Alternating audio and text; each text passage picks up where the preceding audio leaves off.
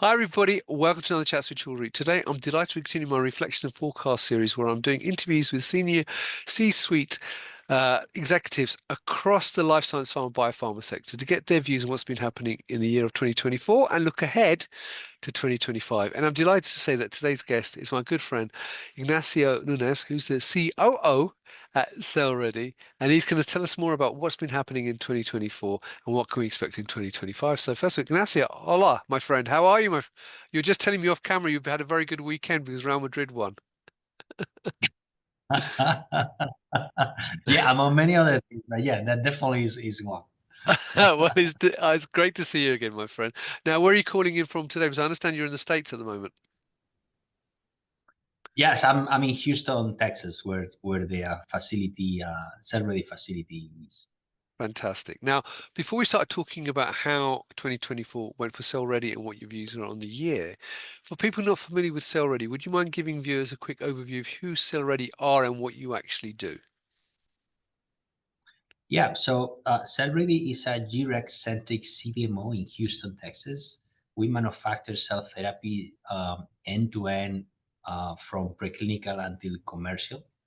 Our vision is to structurally reduce the cost of cell therapy by um, deploying standards and unlocking the full potential of G-Rex. We want to help companies to transition to G-Rex and get the maximum out of each G-Rex, meaning the highest throughput, the highest amount of cells at the lowest cost. Right, and there'll be some people who are watching this though going, well, G-Rex, who is that? So, what is the relationship between CellReady? So, would you mind just explaining to viewers very quickly what G-Rex is and what the relationship is with CellReady and G-Rex? Yeah, so the CEO of CellReady is John Wilson. John Wilson is the co-inventor of G-Rex and CEO and owner of Wilson Wolf. So the story behind CellReady is was launched in 2023, June 2023, when John Wilson acquired the manufacturing capabilities of Marker Therapeutics here in Houston. Market Therapeutic had a small manufacturing facility, which we retrofitted, and now is a 65,000 square feet GMP manufacturing facility close to Bush Airport here in Houston, Texas. Right, fantastic. Now, let's talk about 2024. My first question for you is, I mean, looking back at the year, how would you describe it in one word and why? Recalibration. And why would you say that? I I believe the cell therapy industry is going through the first continuous improvement cycle, which was long overdue.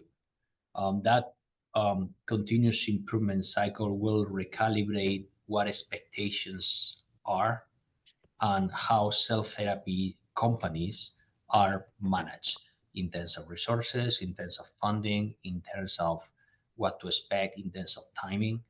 And it's through these continuous improvement cycles that industry consolidate, get better, and eventually is the clients, consumers, or patients in this time, the ones receiving the benefits of such an effort. Right. And when you say recalibration and changing expectations, are you saying that the expectations are increasing or going low? And what do you mean by changing those expectations?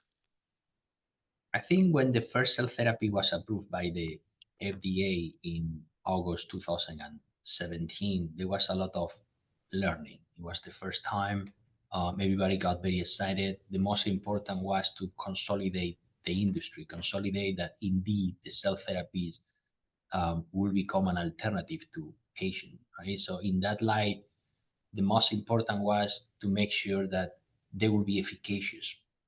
Now, once that the cell therapies are consolidated, so we know they work, they have become a really, really solid alternative to patients that otherwise have no other alternatives, is the moment to look into, well, how can we do things better?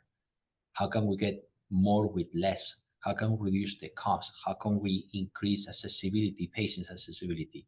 and so on and so forth. So the continuous improvement cycles are meant to look your processes end to end and optimize things that originally were highly inefficient, efficacious but inefficient, and every inefficiency eventually costs much more. Right. Okay. Great. Now let's look at some of the highlights for CellReady though in 2024. So what have been some of the highlights from your perspective for CellReady? Well, so for CellReady, 2024 has been a year of transition. Right? It was launched in 2023. In 2024 is when we transition and consolidate as a CDMO. We retrofitted our facility, as I said before. We built 4 new oversized clean room. We have now a 65,000 square feet manufacturing facility, and in the meantime, we have manufacturing over 300 patient doses for our clients in clinical trials. We generated, and I'm very proud of this, 23.5 billion cells out of one single G-Rex, multiple G-Rexes, but per G-Rex, 23.5 billion cells, which is one of the highest yields in the history of G-Rex. We started our lean manufacturing journey as part of our process optimization effort. We feel we are getting ready for high throughput manufacturing, which we will start deploying in 2025. Right. Okay. Well, that's great. Some great achievements there. So, but let's look at some of the challenges then for the sector. I mean, obviously, 2024 has been a difficult year for a lot of companies. And having spoken to many companies at many events, some have had very positive years, some not so positive, maybe some uncertainty this year as well in terms of investment. So what do you see have been some of the major challenges the industry's faced in 2024? Well, I see everything very positive because of what I see that can be seen as negative is just the continuous improvement cycle. And some people won't like it because it's not going to be the same. Something very different is going to come out of this. So that creates some level of discomfort. Right. But the result is going to be much better for everybody, especially for patients. Now, the challenges that I see in this industry, well, I think the first one is that we have seen investments slowing down. I believe there is a reason behind is investors are becoming more savvy. They know what they can get. They know what to ask for, and they are cautious in the investment, right? So before around 2017, it was more of a wild card. An investor were anticipating much higher return of investment, and now that the industry is a little more stable, I think investors have started to realize that they had to invest more carefully. So I think that's one. The second thing is the industry continue focusing on manufacturing as one of the challenges. And indeed is one of the challenges, especially not so much the amount of manufacturing facilities, but the utilization or the underutilization of the manufacturing facilities and manufacturing capacity. And the last thing that I'm not sure if the industry has so much focus, but it's patient access. Right. When you look into some of the numbers, it really tells you that probably is one of the biggest challenges of all. So look, in February 2024, as from the NIH data, Kymriah had been administered to more than 7,000 patients. In addition, more than 34,000 patients worldwide have received commercial CAR T cell therapies. And this is globally. And you see many manufacturing facilities all around the world for 14 years, right? So 34,000 patients in 14 years, that doesn't seem a lot, especially you compare with the global cases of blood cancer, which is around 1.2 million that occur annually. And then the global mortality of cancer is approximately 700,000 people, right? So from 700, that is worldwide a year. So if you compare the 34,000 patients that had been dosed with CAR-T versus the amount of patients that could benefit and eventually die because lack of other options, there is a huge issue in relation to patient access, whether that is because we don't have enough manufacturing capacity or because there is some sort of disconnect between patient and that manufacturing capacity is to be seen. But when I look into those numbers, I see a significantly area of improvement that definitely the industry should focus on. Right. Okay. And if you look at trends, though, in the sector, what are some of the key trends you've seen in 2024 in terms of cell and gene development and manufacturing? So I hear more and more about automation, which I don't think is the short-term solution. I will be inclined to introduce automation. Automation is defined in lean manufacturing as human intelligence built into the machine, which is some sort of partial automation. And I believe, and I hear more people talking about this, is about continuous process improvement. It's looking into your processes, making those processes much better to a point that maybe automation is not even needed anymore, right? People jump into automation because they don't know how to do things differently, and they believe that automation is the solution to all those problems, and it's not, and it won't ever be. It's just you're gonna have the same problems, but now automatic. I don't hear, for example, people say, oh, we are just closing the system, which is a big deal, right? Because closing the system enables that you can go from ISO 7 to ISO 8. It reduces the chances for contamination. It reduces your cost, and a long list of goodies. I see companies being a little more cautious in their spend around manufacturing. But I think in general, one thing that worries me is the lack of penetration of continuous improvement in the sector. I see a tiny bit like a little of green coming up, but hopefully in 2025, finally we will see this like a general topic that is discussed. Right. Okay. Well, let's look at 2025 then. I mean, on a macro level, and I know you're a very positive man, but what do you see the future hold in terms of investment in the cell and gene space? As you said a bit earlier, and most people have said, it was a very difficult year for many companies in terms of getting investment in this sector. So what are your thoughts now with the election having happened now? And I know that was one of the barriers or one of the things holding people back as well, knowing the uncertainty of what was going to happen. But what do you think is going to happen now going forward in 2025 in terms of investment within the sector? Well, I think one thing for certain is the cell therapy industry is consolidated. I think this very, very good news, right? And we have seen multiple commercial approvals, and then just reinforce the what I said before, that cell therapy becomes a very, very strong option for patients that otherwise will not have any other option.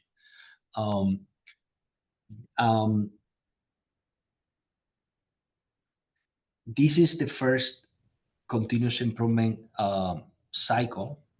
Recalibrate the whole industry. Once completed, I think will make the industry stand, industry much stronger, right? So I think that's how I see the industry moving forward, and I think that's one of the benefits that we could definitely introduce in the whole field. Right. Okay.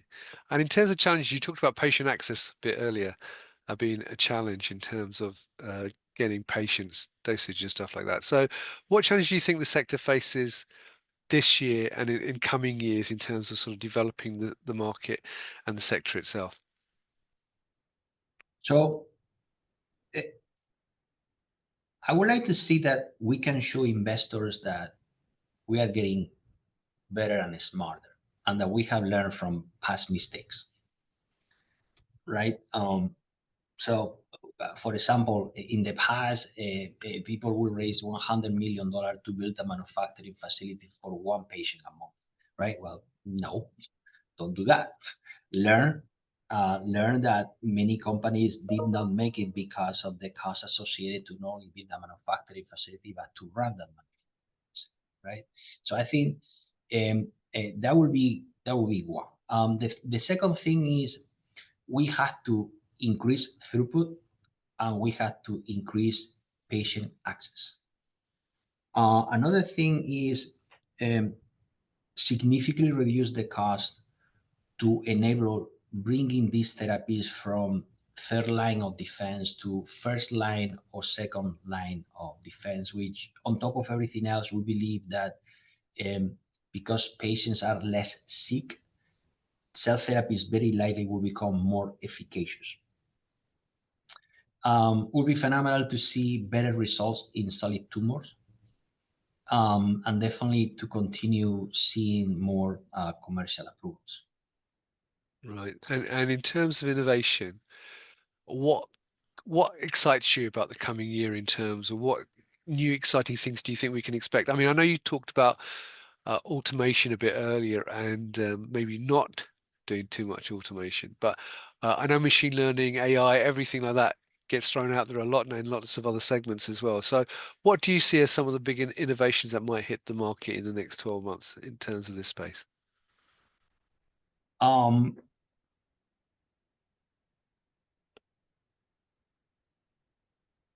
I believe that industry still has to look into processes. Maybe I'm old-fashioned. Yes. Look, there is in lean manufacturing, there's a term that is called catalog engineer. Catalog engineer is the one that does not look into his or her process, but they go to a catalog and they look for what is the next coolest thing that trying to buy and buy money, thinking that that new cool thing is going to fix all his problems, right? Catalog engineer. And I kind of see that is happening in the industry. You have a lot of catalog engineers. So what is the newest thing? What is the new gadget, the new machine? And in some cases, those machines will help. That's for sure. But what I'm trying to warn industry leaders is thinking that you have a lot of problems and then just one single automatic solution is going to fix all those issues.